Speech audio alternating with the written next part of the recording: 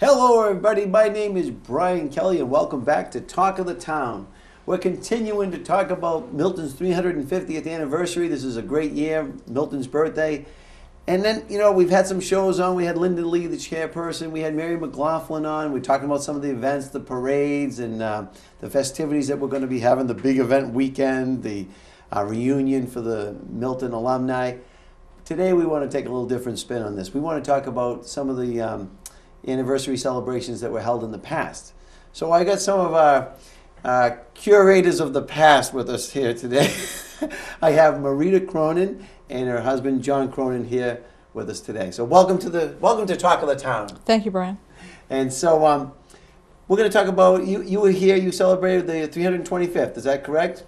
325th, yes, in 1987. 1987. So tell us what the mood was like, what some of the things they did back then, and tell us what your overall impression was of the celebration back in, what was it, 87 you said? 1987, Ann Thompson and Paul Buchanan were the co-chairs for that, and it was a one-day celebration, and they distributed these little pins of the town seal, and they had a trolley tour of some historic houses. Okay. And Jeanette Beverly did a tour of the First Parish Church. Oh, Jeanette. Yes. Jeanette Beverly, yes. Yes.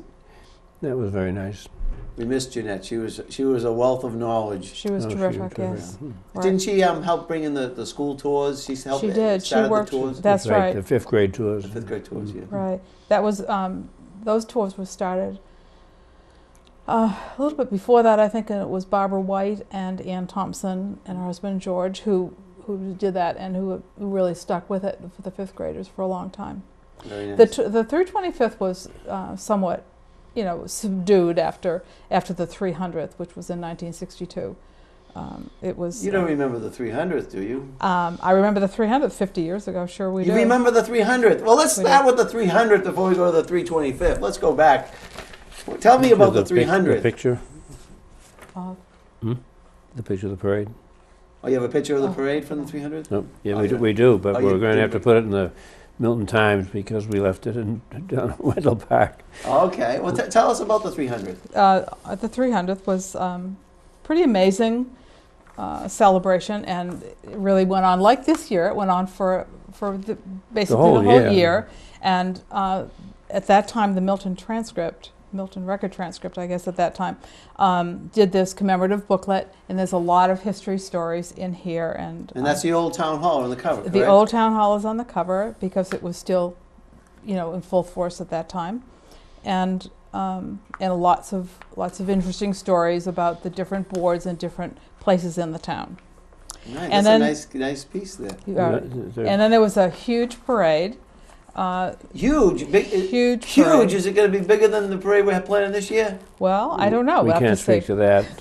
We have some competition, huh? You do. It was a great parade. It was a great parade. Right. Okay. And there was a Frankfurt and Bean supper at Cunningham Park, and there was a dance that was held at that time at St. Agatha Hall in the school hall. Okay.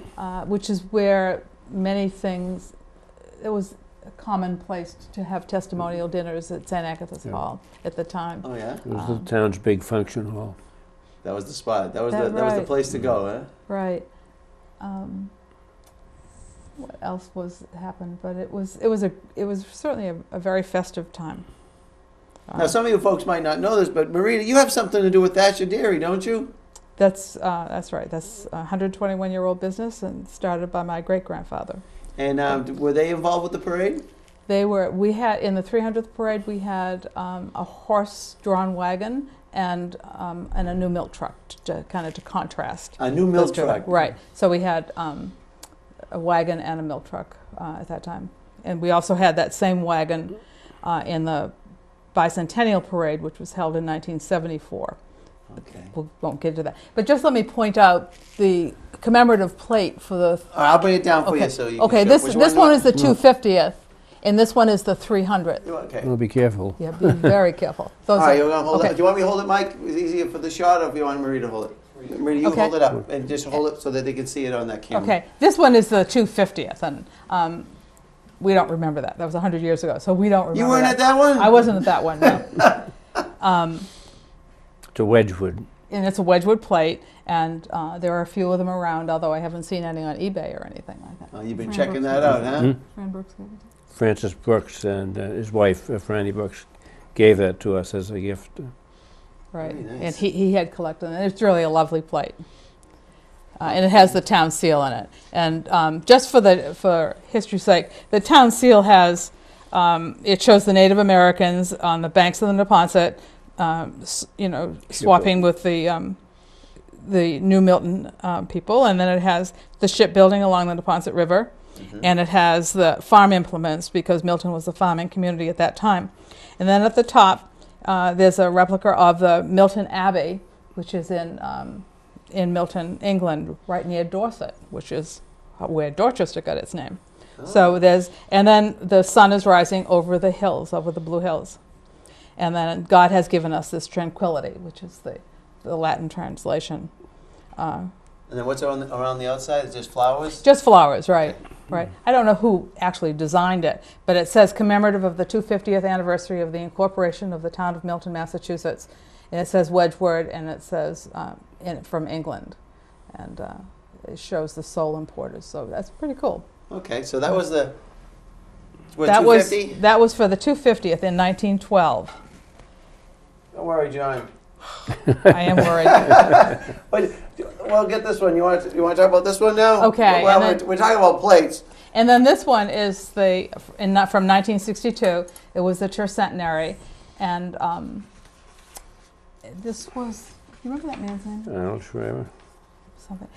It was by the committee at that time, and they also had an ashtray, which is not politically correct now, but An ashtray. Look at that, huh? with the town seal on it, and there was also a trivet.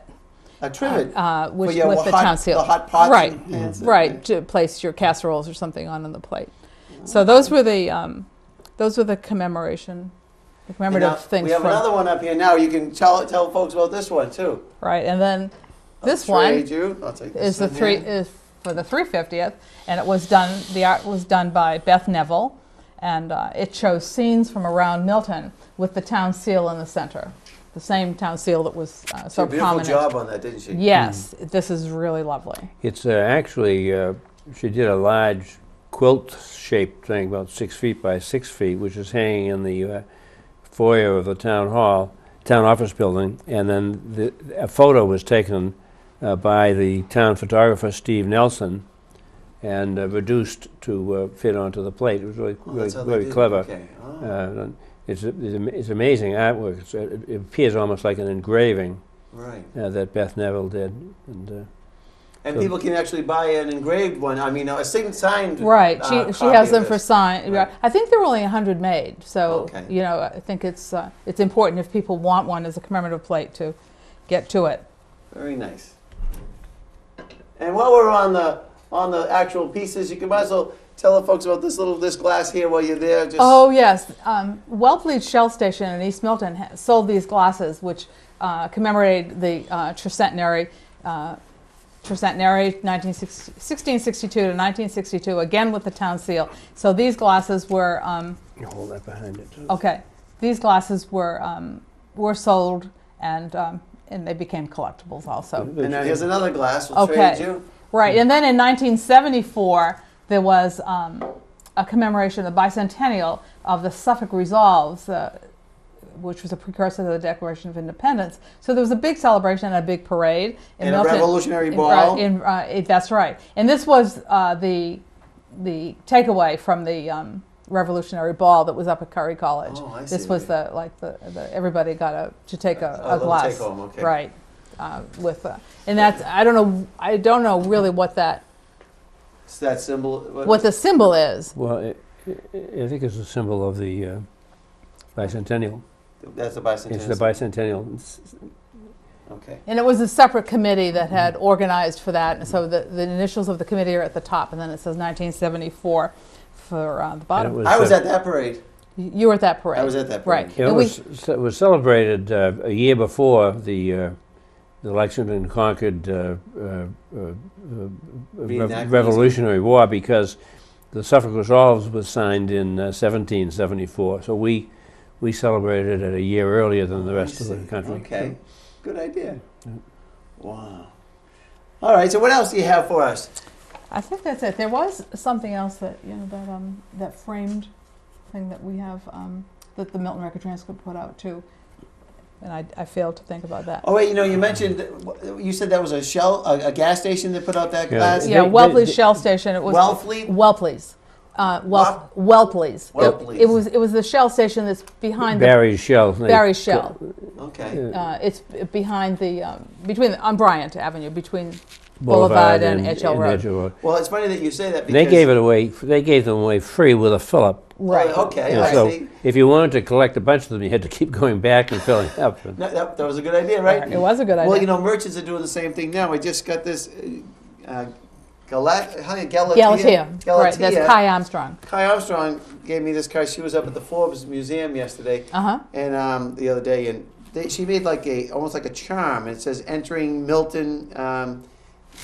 Entering Milton Incorporated 1662. So she's selling these charms, and I guess part of the proceeds go back to the 350th. So that's right. Another example of a merchant kind of getting involved with the anniversary celebration. So I knew she had spoken to me last summer saying that she wanted to be a part of it. So that's what she's terrific. done. Yes, so I guess it can be a charm. It can be put on a necklace or a bracelet and stuff like that. So silver and gold, or gold. Right? So I think it can be. I only saw the silver ones, but. I'm sure she could make it in any metal you'd like. And so this is the booklet from the 300th, right? That's right, and it's interesting because there are ads from merchants all over town. All the businesses that were in town at the time, and some of them no longer exist, and some of them have somewhat changed, so that's kind of fun. And then at the time, which is now Bank of America, oh yes, they had it still looks that same building, right? Right. The one in the Village looks the same, and then there was one on Granite Avenue which doesn't exist any longer. Oh, okay, hold on. That's kind of interesting. But as you go through it, right here, you can see him. That was originally the Blue Hill Bank and Trust Company building. Now it's Bank of America. Gone through Norfolk County. It's kind of fun looking at the old ads. It is. It really is. And there are great stories about. There's a story about there's George Bent's. There's a good picture of Henry's ice cream. Good picture of Henry's ice cream with a beautiful oak tree and the. Most people have never seen Henry's ice cream looking good before. Terraces and Bob White's picture. Landscape gardens and a gathering point for the town that the planning board's having trouble wrestling with. Right, that's a picture of it before it became a dilapidated mess over there, right? So. And then there's an earlier picture when it was because Bent's Cookie Factory was over in that same site. At one time, yes. So. Then it was Bowser's ice cream. Yeah, before it was before the White brothers bought it. And there's a story about Churna Ice. It was Pope and Turner before, which is now Turner's Pond. There's just some. They used to harvest ice, right? They harvested ice there. Oh, you got some pictures of the old trolleys too. This was actually the trolley station. This was in East Milton. This is not the it's basically where the expressway is now. And there was Bob's Look at this! Look at this! Look at the trolley station in East Milton. It was a railroad station. Wow. So things have changed, eh? They have changed, and there's just a tremendous amount. And this was the whole committee from that time. And John's father was on that committee, Joseph Cronin. So there's a connection to that. So there were. Oh, and there's the going over the Baker's over the bridge. And at that time, in 1962, Baker's was still going strong as Walter Baker Company. So it was probably 2 years after that they were bought by General Foods at that time, and then went to Dover, Delaware. So, wow. And there were a lot of Milton people who worked at Walter Baker Company, both in administration and in the factory.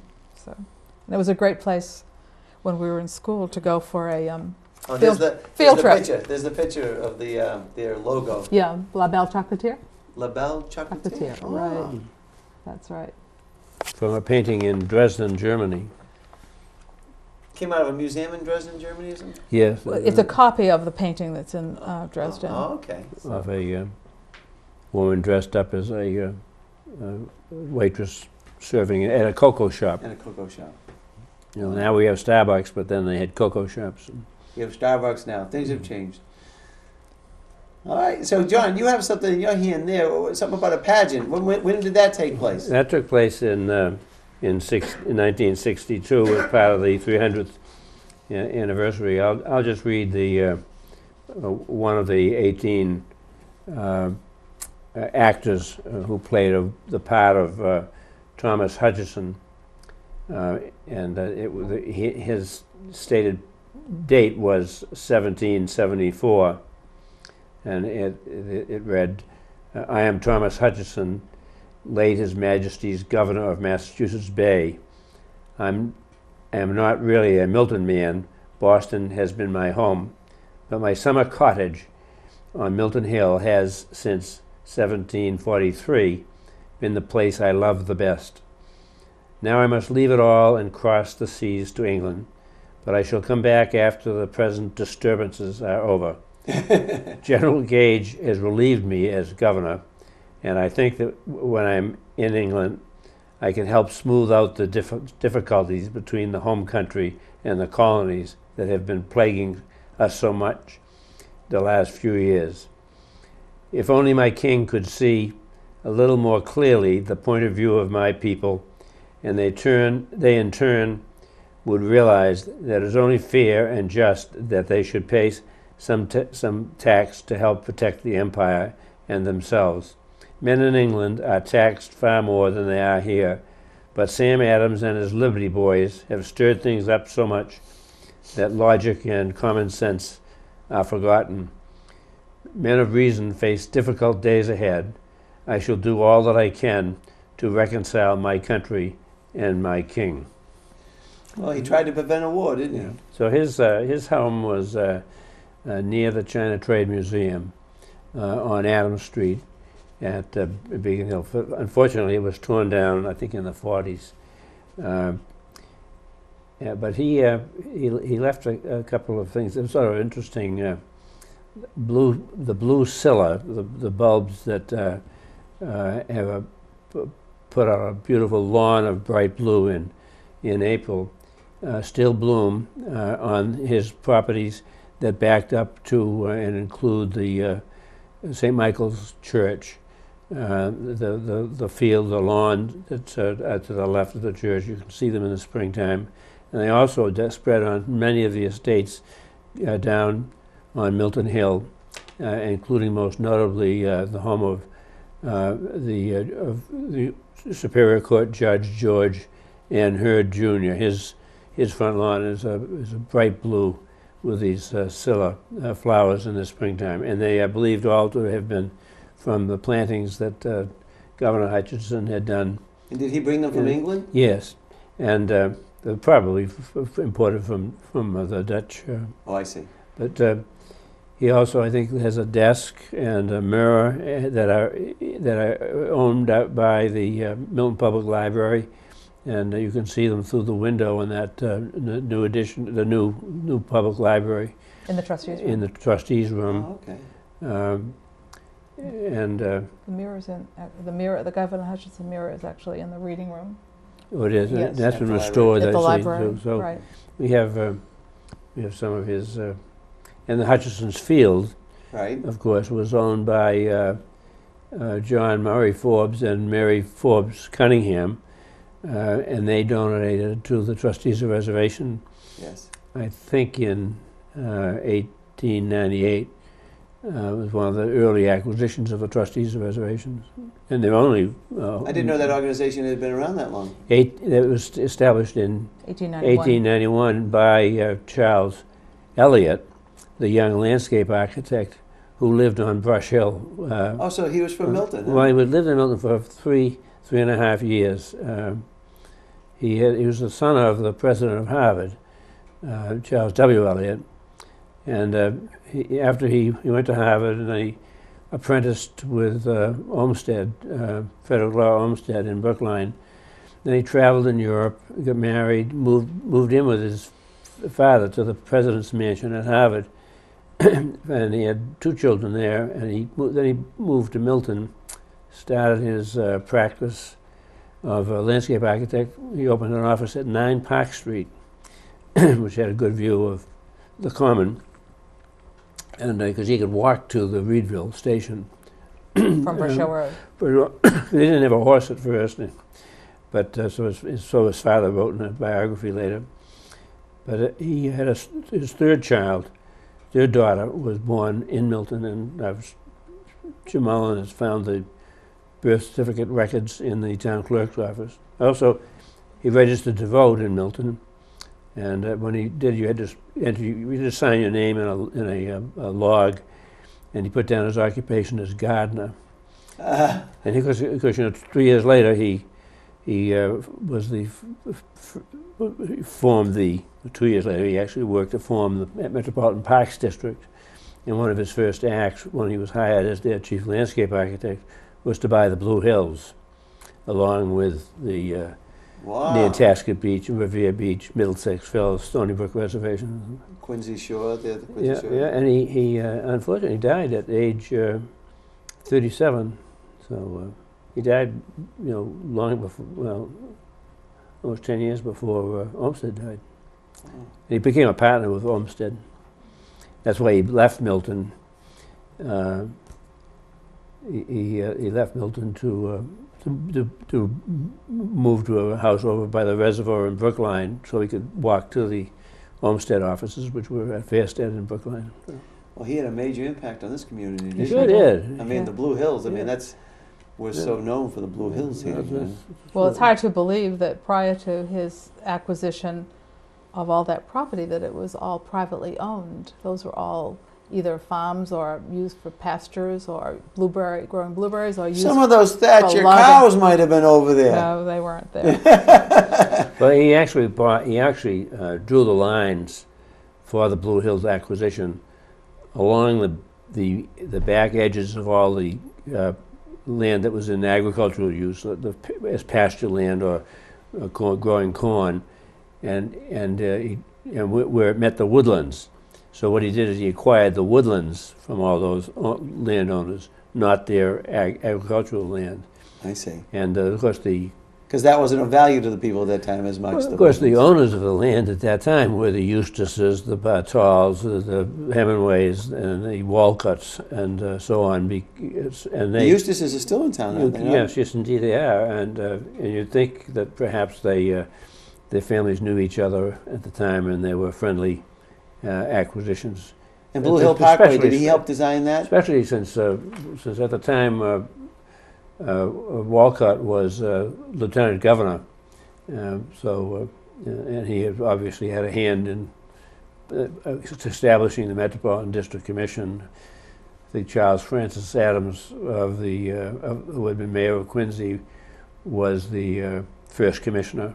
So you kind of wonder if there wasn't some networking going on. Sure. Yeah, there were gifts of land and things, and it was a friendly atmosphere. You've always had a fondness for conservation yourself, haven't you? Yeah, I think that Charles Elliott would be very much in favor of adopting the Community Preservation Act. And maybe we'll get that soon, won't we? Maybe.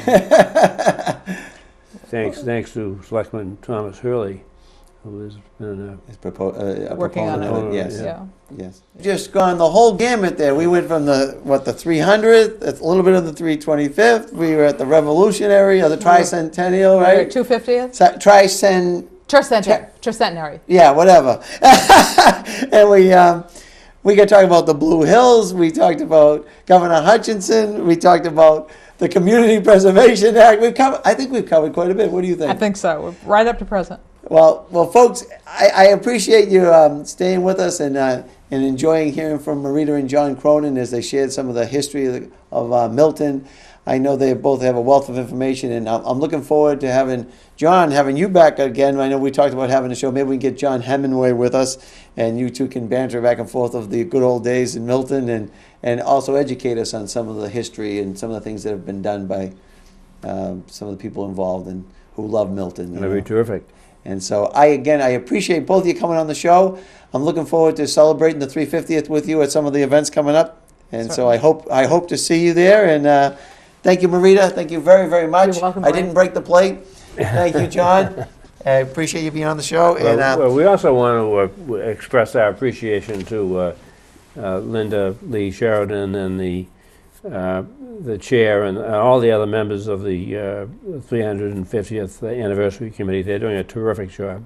And folks, please go to the events. They're putting a lot of effort into these things, and they really want you to have some memorable experiences. So please stay tuned, stay focused, and we'll see you at the next 350th event. Thank you for watching Talk of the Town, and we'll see you again soon.